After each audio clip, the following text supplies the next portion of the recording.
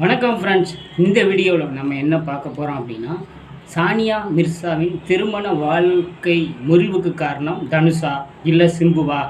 தனுஷுடன் சானியா மிர்சா படுக்கையை பகிர்ந்து கொண்டாரா, அல்லது சிம்புவுடன் லிவிங் டுகெதர் வாழ்க்கையை வாழ்ந்தாரா அப்படிங்கிறதான் இந்த வீடியோவில் பார்க்குறோம். நம்ம புதுசாக ஒரு விஷயத்தை இந்த வீடியோவில் சொல்ல போகிறோம். அதனால வீடியோவை ஸ்கிப் பண்ணாமல் பார்த்தீங்கன்னா, சானியா மிர்சாவோட அந்தரங்க வாழ்க்கையில் இவ்வளவு பிரச்சனைகள், இவ்வளவு சோதனைகள், இவ்வளவு திருப்பங்கள் இருக்கா அப்படிங்கிறத நீங்கள் இதில் தெரிஞ்சுக்க முடியும். அதாவது பார்த்தீங்க அப்படின்னா, ஃபஸ்ட் டைம் பார்க்குறவங்க வீடியோவை லைக் பண்ணுங்கள், ஷேர் பண்ணுங்கள், மறக்காமல் சப்ஸ்கிரைப் பண்ணி பெல் பட்டனை அழுத்திடுங்க.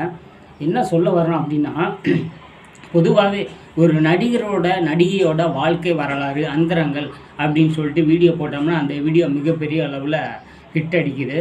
அது மாதிரி ஒரு சினிமா ரைட்டு ஓகே, அப்புறம் அரசியல் பிரபலங்கள் சில பேரோட அந்தரங்க வாழ்க்கையை போட்டோம்னா அந்த வீடியோ ஹிட் அடிக்குது. அதே வரிசையில் இந்த வீடியோ போடுறோம். அதாவது தொழில் சார்ந்து இல்லாமல் விளையாட்டுத்துறையை சேர்ந்த ஒரு நபர், அவரோட வாழ்க்கை முறிவு, திருமண முறிவுக்கு காரணம் என்ன அப்படிங்கிற விஷயத்தை தான் இந்த வீடியோவில் நம்ம போடுறோம்.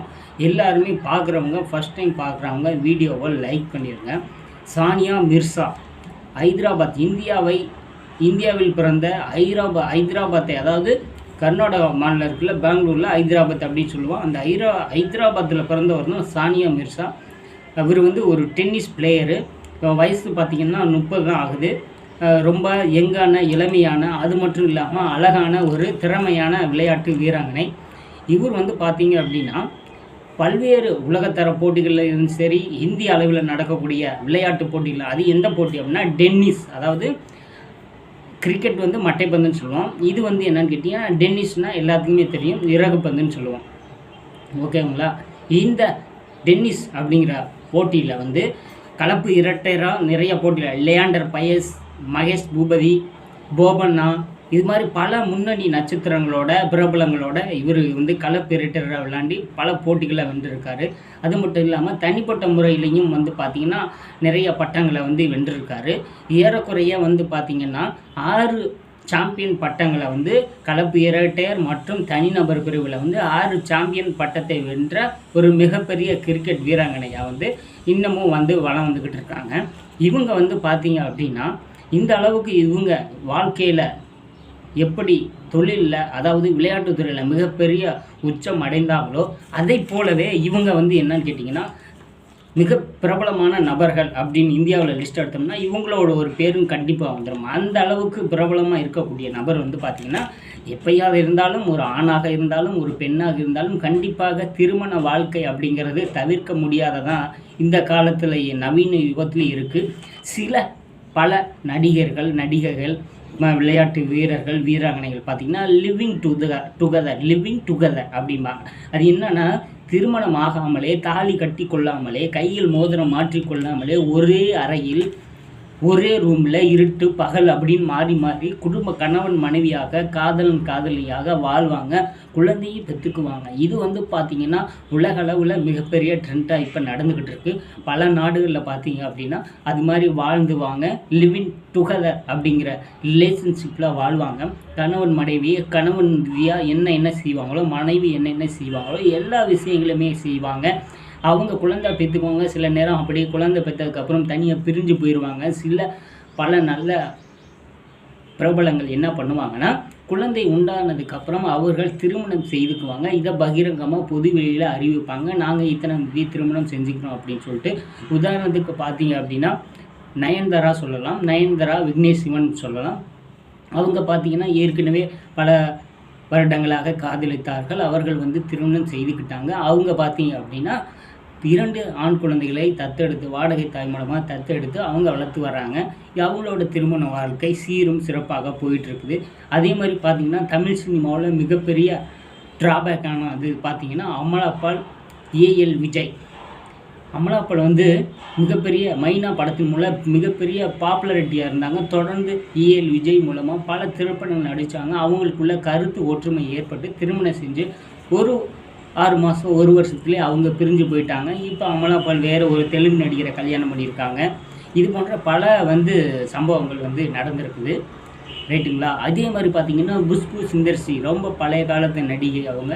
அவங்க வந்து பார்த்தீங்கன்னா, டைரக்டர் இருந்த சுந்தர் சியை திருமணம் செஞ்சுக்கிட்டு, அவங்க குடும்ப வாழ்க்கை சந்தோஷமாக போயிட்டுருக்கு அப்படிங்கிறது எல்லாத்துக்குமே தெரியும். அதே மாதிரி பார்த்தீங்கன்னா, கமல் சரிகா திருமண வாழ்க்கை முறிவு ஏற்பட்டுருச்சு. அதேமாதிரி பார்த்தீங்கன்னா, கமல் கௌதமி திருமண வாழ்க்கையில் இருந்தாங்க. அதுவும் வந்து முறிவு ஏற்பட்டுருச்சு. ஆனால் இப்போ அதை போல் பல திருமணங்கள் சிறப்பாக இப்போ பார்த்தீங்கன்னா, சினேகா இருக்காங்க. அவங்களோட திருமண வாழ்க்கை மிக பிரபலமாக போயிட்டுருக்கு. எந்த ஒரு பிரச்சனையும் இல்லாமல் இருக்குது.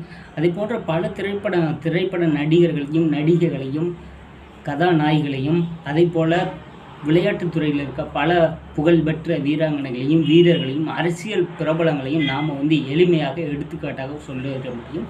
அதே வரிசையில் வரக்கூடியவங்க தான் சானியா மிர்சா.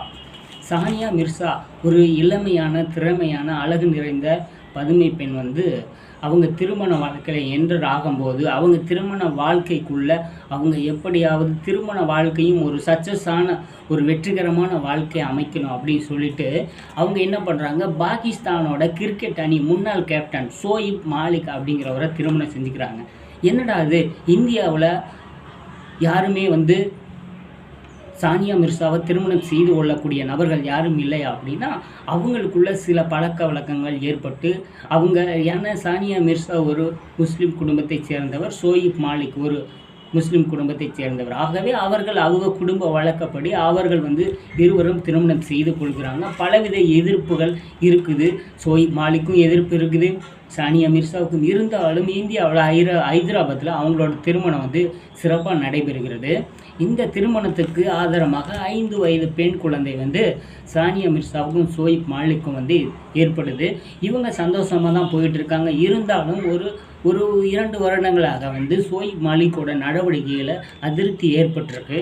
அதிருப்தி ஏற்பட்டனால சானியா மிர்சா என்ன பண்ணுறாங்கன்னா, அவங்கள்ட்ட இருந்து கொஞ்சம் தனியாக விலகி இருந்து வாழ்கிறாங்க.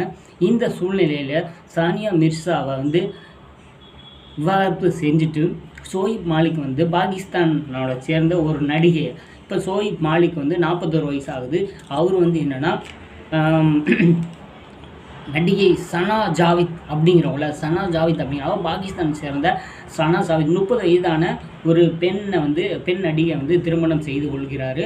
அது மட்டும் இல்லாமல் அந்த திருமண புகைப்படத்தை இன்ஸ்டாவிலையும் அதாவது ட்விட்டர் தளத்துலையும் பகிரங்கமாக வெளியிடாது. இதிலிருந்து உறுதியாகிறது பல ரசிகர்களுக்கு சானியா மிர்சாவோட திருமண வாழ்க்கை முறிவு ஏற்பட்டது மிகப்பெரிய வருத்தத்தை ஏற்படுத்தி இருக்கு. ஏன்னா சானியா மிர்சா வந்து ஒரு மிகப்பெரிய விளையாட்டு வீராங்கனையாக இந்தியாவுக்கு பெருமை சேர்த்தாங்க. அப்படி இருக்கும்போது அவங்களோட திருமண வாழ்க்கை வந்து ஒரு தோல்வியில் போய் முடிந்தது. கண்டிப்பாக வந்து ஒவ்வொரு ரசிகருக்கும் ஒவ்வொரு இந்திய மக்களுக்குமே வந்து ஒரு மிகப்பெரிய அதிர்ச்சியை தான் ஏற்படுத்தியிருக்கு.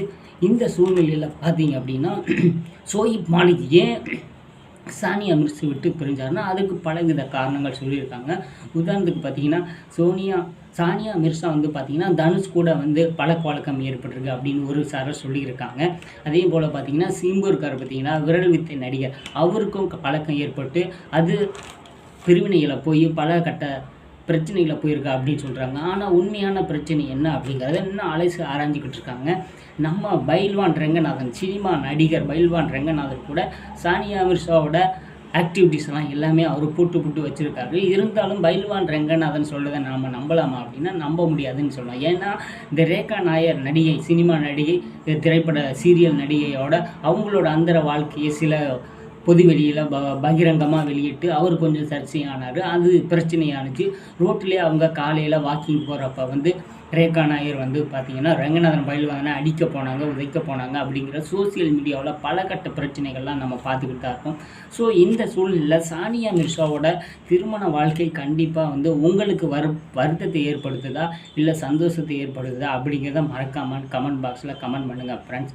தேங்க்யூ.